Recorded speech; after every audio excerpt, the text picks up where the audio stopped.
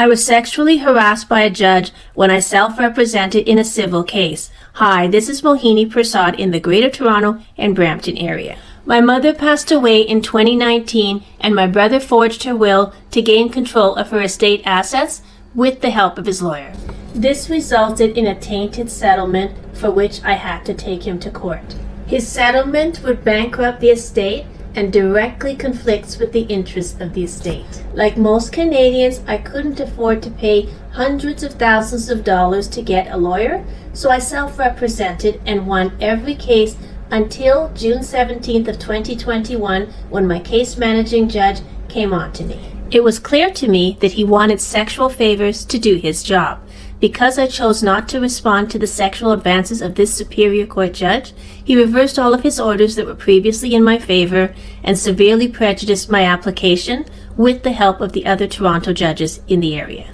The lawyers came up with a great idea to have the judges declare me vexatious to prevent the sexual harassment from being exposed, conceal my brother's self-dealing, and hide the unethical behavior of the judges and lawyers involved. The judges made quite a sport out of continually preventing me from defining the scope of my own disclosure requests, and they allowed only the conflicted parties' lawyers to draft the orders, resulting in the lawyers granting themselves the disclosures they already had and never requested. When I appealed the orders, the judges wanted to edit the transcripts and not disclose the audio recordings. The appeal judge tried to force me to file my appeal materials without the benefit of the audios or unedited transcripts in order to set me up for an appeal doomed to fail.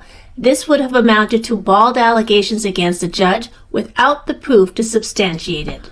Under these circumstances, I could not file my appeal materials, and the appeal judge labeled me vexatious.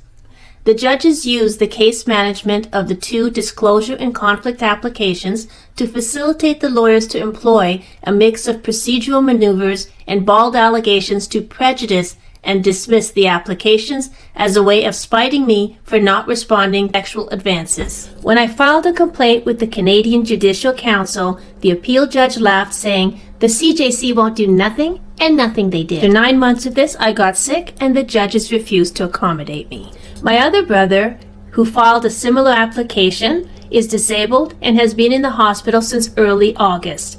The judges have refused to accommodate him as well and dismissed his application. He has been abusive to me and any other self-represented sibling who took any position to stand with me. I don't believe it's her job to mandate any party's position. She's been misrepresenting events at hearings in her endorsements and the attendees as well to help make me out to be vexatious. Sexual harassment is vexatious, and this is an extreme case of it.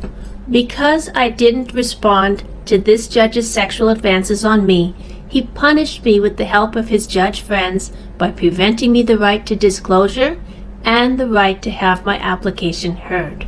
According to a CNN report, sexual misconduct of judges is fairly rampant. The problem is, the judges are judging themselves and no one is holding them accountable.